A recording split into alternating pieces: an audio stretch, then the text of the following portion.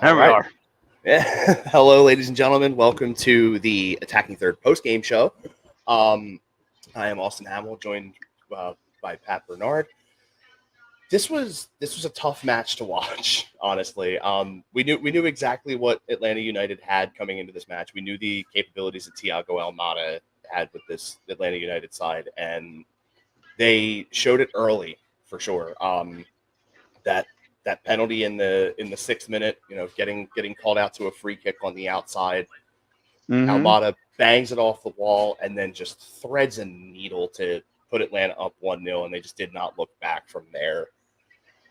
It was No, just it was just a really tough go for Philadelphia. The formation did not seem right for what we had to deal with. It just overall was just a really tough match to have to watch.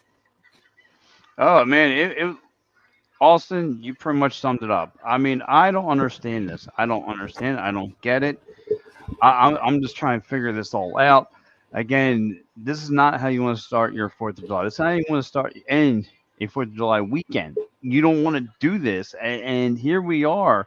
Um, you head down to Atlanta. You played a physical counter game. We get it. It was back and forth between the two teams. But for you to not have an option other than Julian Carranza, and give credit to Atlanta, they shut you down defensively. They had an answer for you, and their answer was as soon as they seen Julian Carranza, they were going to double team him in double coverage. And then it was option B for the Union. It didn't have an option B. They looked around. They're trying to find guys open. They brought better pressure, offensive pressure at the end, but however, it was not good enough. You try and get things done in garbage time, and nothing was capitalized on.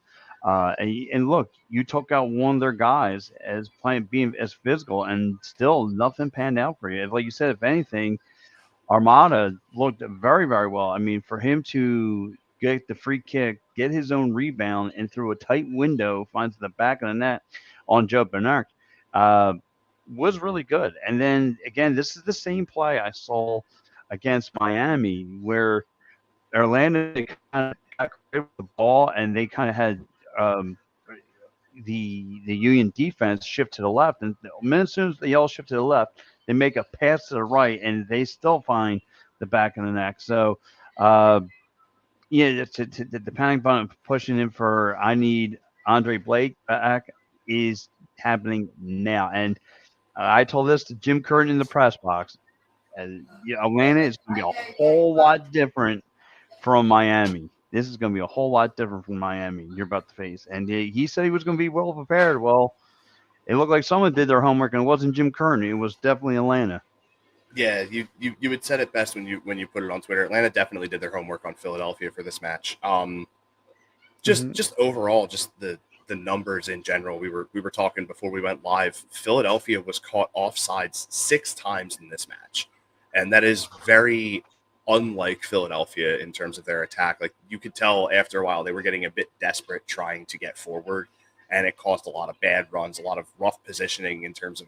I mean, all the credit in the world to Atlanta's backline on being able to contain the runs that we were trying to make, because we thrive off of the long ball, and being able to just get a guy just a half a step off Yeah. and be able to limit the damage that we could do to them was proof enough that Philadelphia just did not have their best stuff today. No, they didn't. They even didn't have their best stuff. Like you said it best. They don't. They didn't have anything. They didn't have Plan B in order. They didn't have a counterpunch to this. And again, Bedoyle getting a lot of minutes. I don't know why.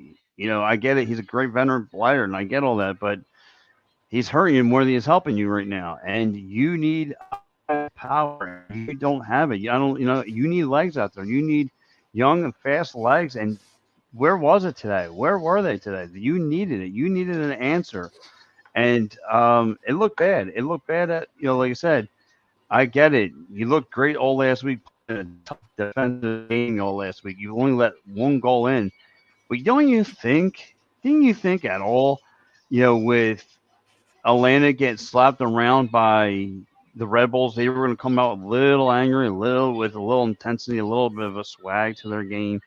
I mean, because I would figure they're going to come out hot and heavy, going off, going into playing and facing the Red Bulls, getting slapped around for nothing. They were going to come out with a little bit of a firepower, and look, they did. They came out hungry again.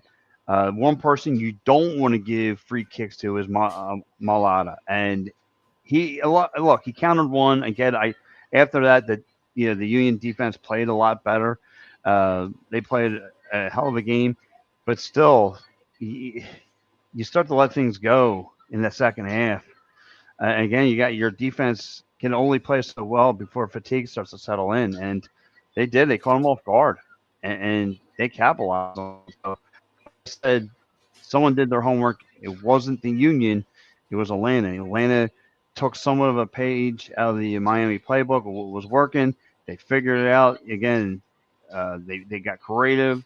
They found the back of the net. What's his name? Finesse. He finds the back of the net again. Armada kind of sets the tone for Atlanta, where he gets his own rebound and makes the goal. And here we are. The Union find themselves in the hole, and here they are now, the fifth seed. And who's right behind them? Atlanta. Atlanta now sitting at the sixth seed, Yep. breathing down the neck of the Union, pretty much saying, you and I are Mario Kart fans. You're about to hit it with that red shell. You're about to get popped. Yeah, man. But, It was yeah. Again, it was just a very tough loss. Honestly, when you look to like the later end of that match, the Brooks Lennon goal in the 79th minute, that goal 1,000 times out of 1,000, Andre Blake stops because for some reason it seemed like Bendick just was not like tight enough to the post. And I think he right. was expecting Lennon to go to the outer half of him, like on his right hand side, go for that far post with the shot. And he just kept it tight. He just kept it tight Mm-hmm. on the near side post there, and managed to get it to kick off of Bendick's foot and go into the net. Just Yeah. Yeah. And overall, also, the breakdown of the numbers, we only had one shot on target. We had 7 shots blocked by Atlanta in this match. And I think that's the most that we've had blocked against us in a long time. Because this, like, I don't know exactly what it was, but just something about how Atlanta was playing us, like how they were condensing themselves down in the box when the ball would get to a decent shooting position to be able to just knock everything away. It just very disheartening coming off of the play that you had against Inter Miami last weekend for sure.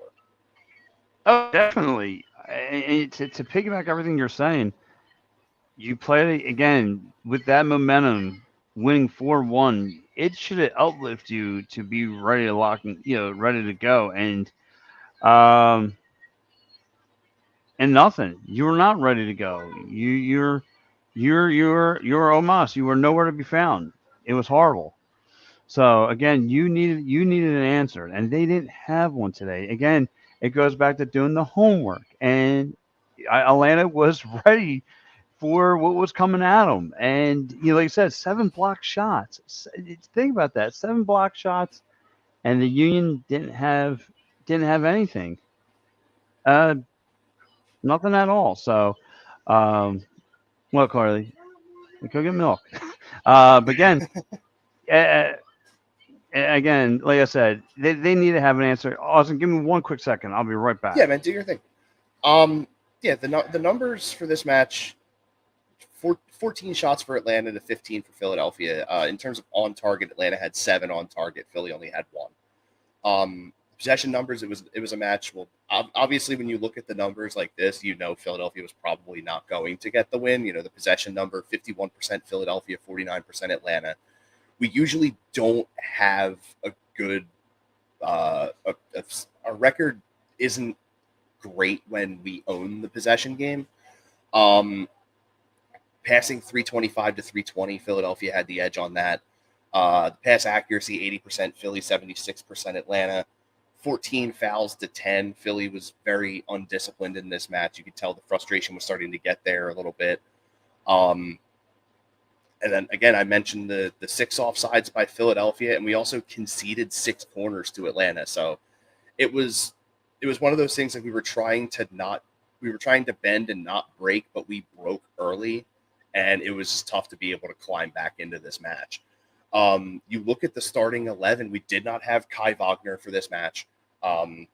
Took an injury against Miami, so you could tell that we played Harriel on his offside, so he definitely didn't have that. I feel like he just didn't have what he was supposed to for this match. And then having Leon Flock in the start of this be your left side wing back was probably not the best idea. He's more of like a wing style midfielder, and to have him essentially try and be your defensive anchor on that side, Atlanta really, really, really abused that throughout the early go of the match. They really abused that side, and like Gus said, put this on screen here. Oh, sorry there. You're saying, man, do we miss Blake? They don't go in idle when he's on goal. Dude, I 100% agree. Like I was telling Pat before the match, I was looking at tweets from Kevin Kincaid, and he himself said that the drop off that we have this season in goal and on the forwards from where it was last season. Going from Blake to Freese last year to now it's Bendick this year, and then going from any one of your forwards that you pull out to having Corey Burke be in there last year to this year now having it be Chris Donovan, it's a very disparaging difference in terms of the drop off that you have from those positions this year compared to last year. Gus saying Atlanta did their homework and it showed. Onside trap was in full scale and they knew we liked the long ball. Yeah, dude, catching Philadelphia offside 6 times was big for Atlanta in this match. They really, and yeah, I was just about to say it definitely shows that you possibly have the blueprint for how to be able to beat Philadelphia now. I feel like this was the match that if the rest of the league doesn't start playing Philadelphia this way, then no one paid attention to this match. Yeah, and that was become the painful thing here. Um, again, like I pretty much want to name the title of it "Who Didn't Do Their Homework" here because it was obviously we didn't do anything.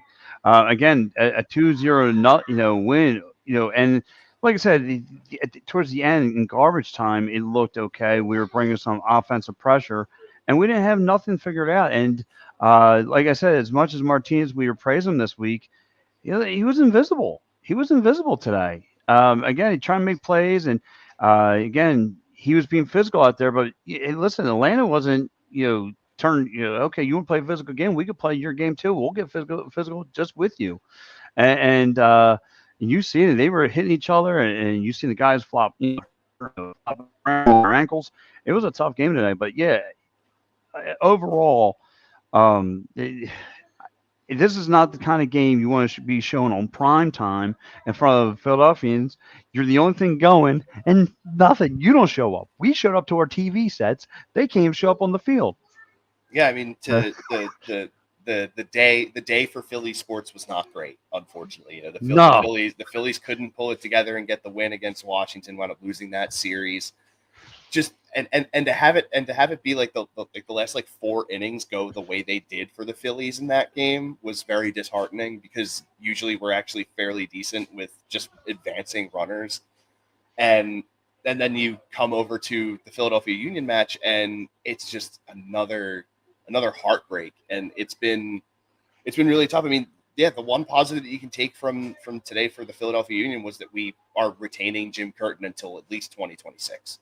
Yeah. It'll be through the World Cup, and I feel like once the decision for the men's national team to essentially bring back Greg Berhalter was probably the sign that Jim Curtin was like, all right, well, I know exactly what I'm going to do. I'm just going to stay here now because the the the rumors going around were it was potential that former Leeds United manager Jesse Marsh, who is a United States guy, was going to potentially come and coach the men's national team, and Jim Curtin would have been part of his coaching staff.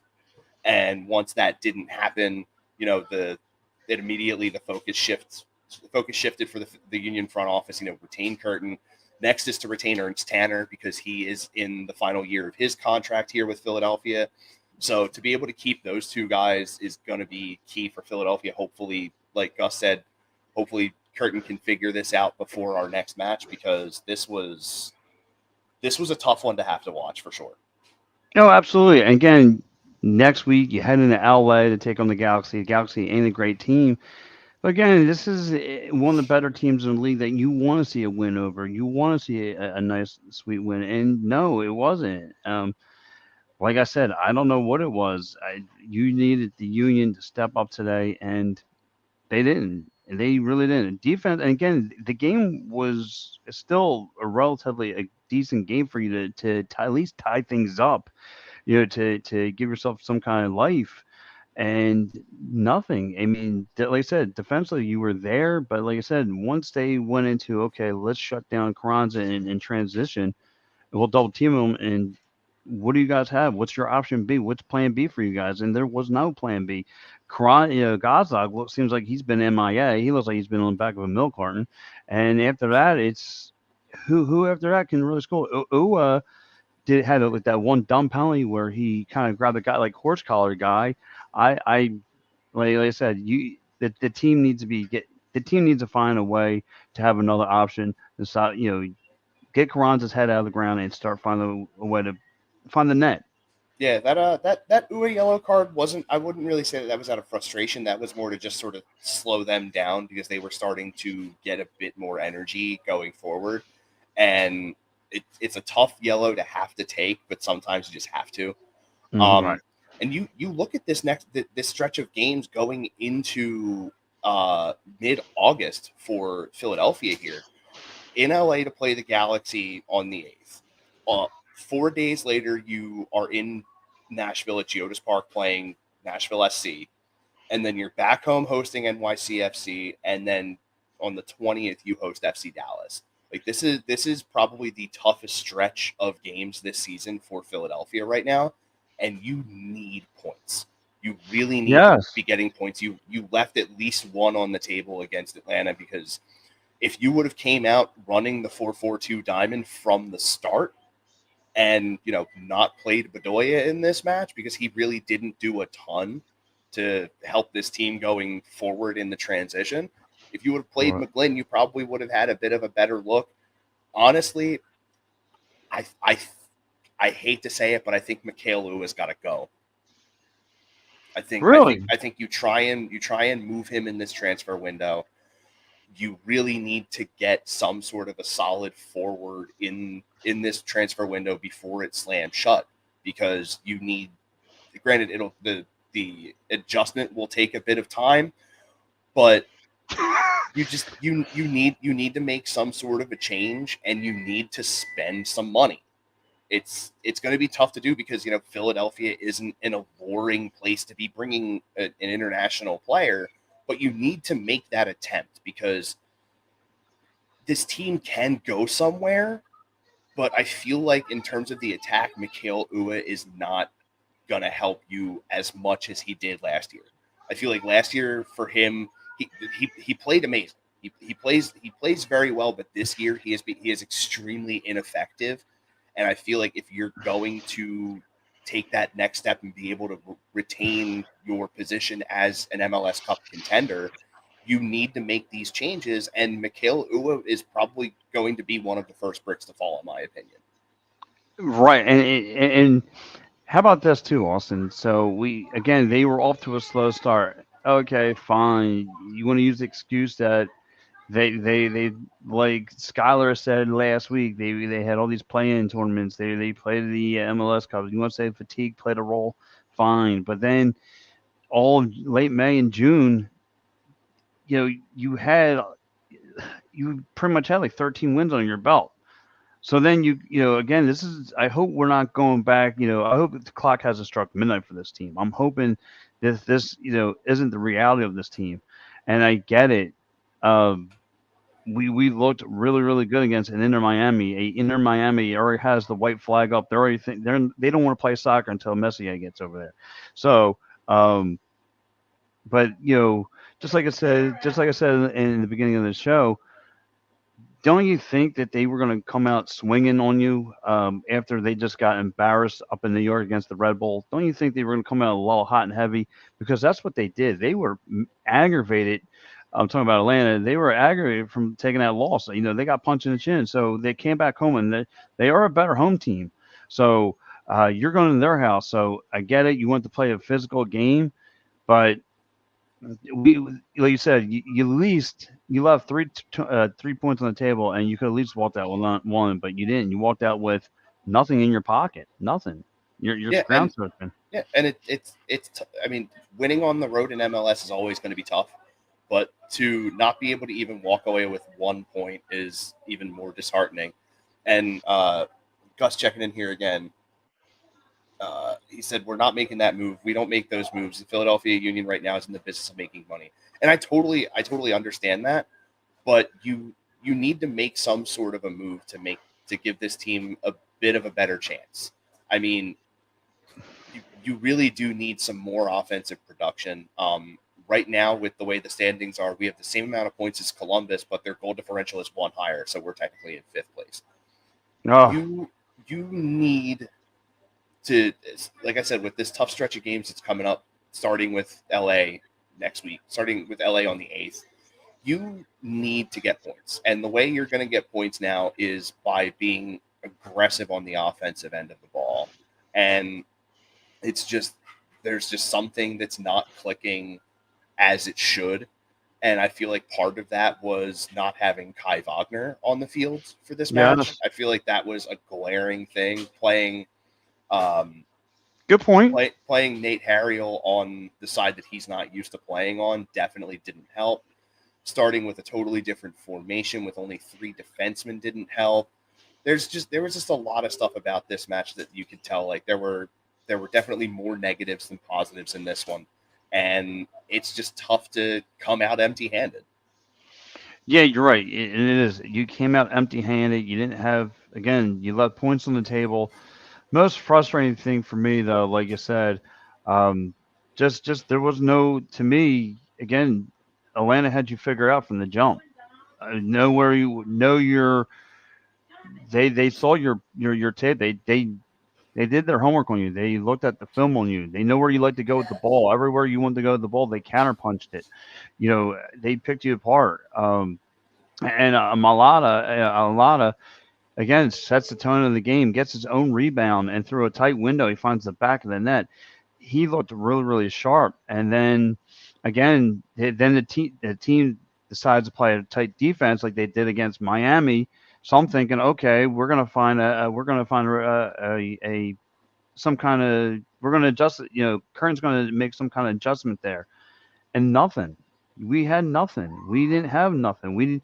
I figured, okay, well, if they're going to, shut down Carranza, Gazag's going to get his hands dirty in this one. Nothing. Not him. Not Ua. Nobody. No one really got.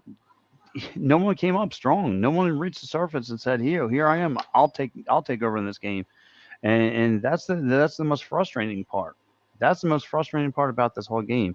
Yeah, and So I feel like part of that, like I said, had to do with the fact that they were playing a bit higher with their back line, forcing a lot of the Union runs to end up offside, and it's really tough. It was a really tough loss to have to take. Now you're going out to the West Coast to play LA Galaxy, and hope that you can get at least 1 point here because everything's starting to matter now because this loss made you fall down the standings, and yeah, you need to start climbing back because we saw Cincinnati lose or draw even. They didn't get their full 3 points. Um, it was all of the opportunity in the world was there for you to make a bit of a climb towards first place with this match, and you came out very flat. very, very flat. Again, like I said, you came out flat. Again, Columbia, Cincinnati goes down.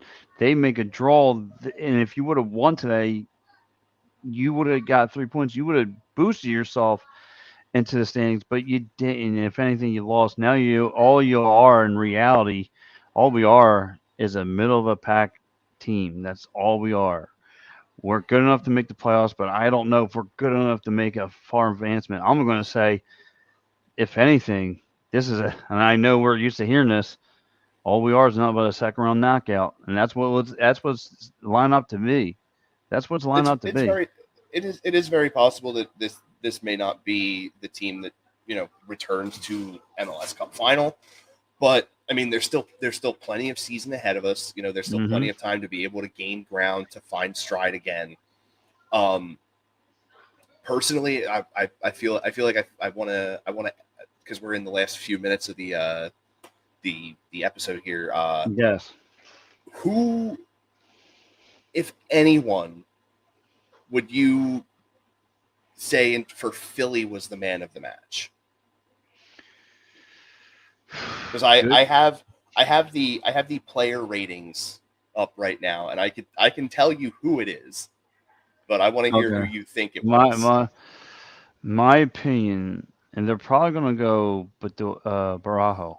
They're gonna probably go Barajo, uh, Brujo, Brojo. They're gonna probably go Brojo, but I want to say,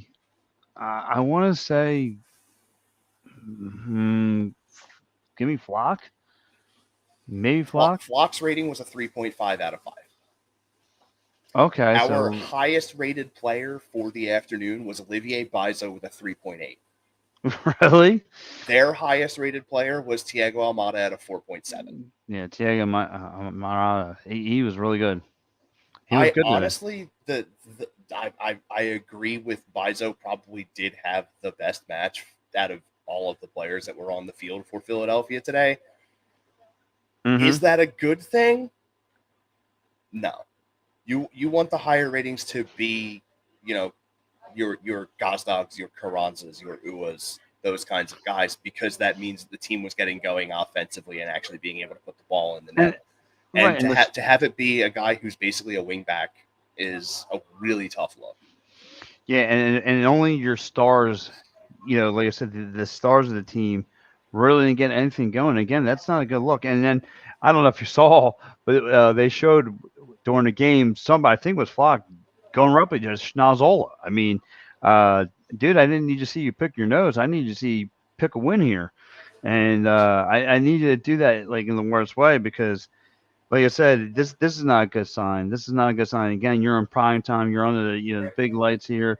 You're on the national stage, and you came up small, very small, very. I mean, did you go to Atlanta? Did you go to the aquarium down there? I mean, because I don't know where we're at on the field because you were supposed to be here playing soccer. I mean, you and I were here in front of our TV sets, but these guys weren't here to do the damn game. So, but look, before we get out of here, let me quickly go over these great sponsors real fast.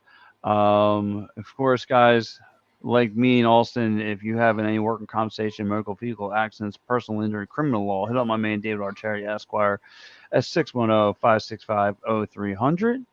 And guys, if you get look at the end of the month, reward yourself. Get yourself out. Head out to Pittsburgh.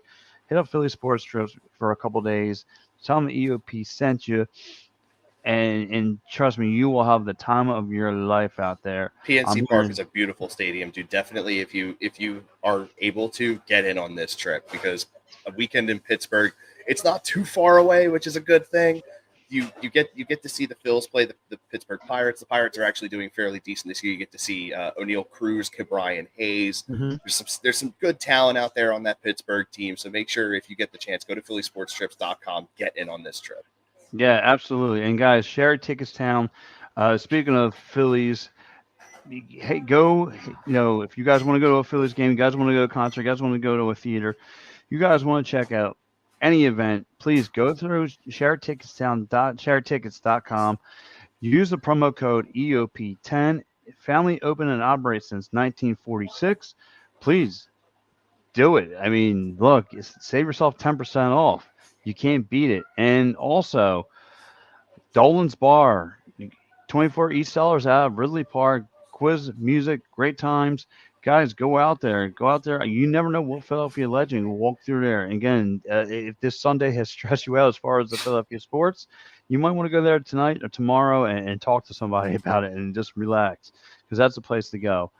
And real fast, I kind of want to go around the league a little bit. So, like you mentioned, you mentioned about the draw between uh, New England and Cincinnati. There was Nashville goes over 2-0 on DC. Minnesota wins 4-1 over Portland. Kansas City wins 3-0 over Vancouver at home. They're very tough at home. Dallas, a future opponent of the Union coming up, they win 2-0 over LAFC.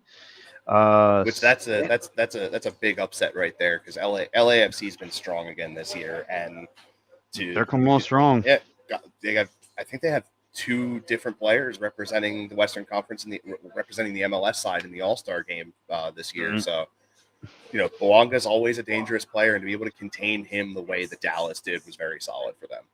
Absolutely. You have St. Louis over Colorado, the top of the West versus the bottom of the West, and you get the result of 2-0.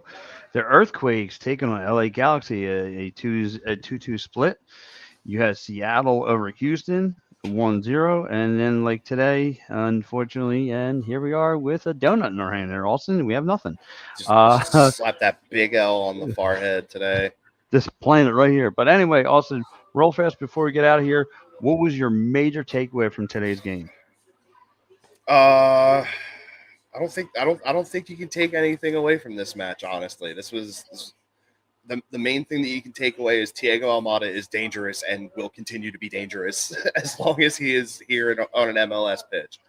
Um, Upside, kicking off in about 3 minutes, we have the U.S. men's national team in their next Gold Cup match against Trinidad and Tobago. So if you are a soccer guy, that is going to be on I believe Fox Soccer as well. So Oh, bit good. of a I need bit of some a fun solace in my little life. bit of a fun little follow up match. You'll get to see Matt Turner in net again for the U.S. He Dude, that guy has been an anchor for the men's national team so far in these couple of cup runs. He had the opportunity to go back overseas to his club that he's playing for, and he was like, no, I want the Gold Cup too. We got to do this, and to get the production that you've seen so far from guys like Jesus Ferreira, from George Mihailovic, you know, I I I think that U.S. gets another solid win here against Trinidad and continues to expand on their lead in the group stage right now. Absolutely. So for me, my major takeaway before we get out of here, major takeaway: Union, get your head out of the ground. Wake up and smell the coffee. You play with some heart because where were you today? Do your homework. All Hey, those look, things. look, hats off to Jim Curtin on getting the extension. Great to be Yes. able to keep him around. But hey, get back in the lab and figure it out, boys. Let's do this. Let's go. So, all right, guys. Look, for me, Austin, you can catch our man Gus. He'll be with us Thursday, and I may have a special guest lined up. I'm going to work on that as well, because I would like to hear Gus and my maybe my mystery man to come through and hear especially what Gus has to say about this matchup. Oh, dude, And oh, Gus, he's Gus, going to go off Gus the is. rails. Pardon my language, but Gus is going to get in my ass for my Bedoya faithfulness. Yes, yes, yes. He's going to. I, He's going to. I can't wait to try and laugh it off, but be a little bitter about it because he's right. Yes. You might be missing a big toe after Gus gets through with you. Oh, dude, Uh, if I don't have another hole to poop out of already, he's gonna give me one. yes, yes. Uh, but yes, look, Gus will be here Thursday. It's going to be interesting. And then, guys, follow up. Listen. If anyone hasn't checked, my man Austin here will have an article written for you. He's probably going to be writing about I think of depression about this game. So guys, check it all out. We have a bunch of union and stay tuned. 9 o'clock all across all time. Have you covered right here on EOP, guys. So long. We're out of here. See y'all Thursday. See ya.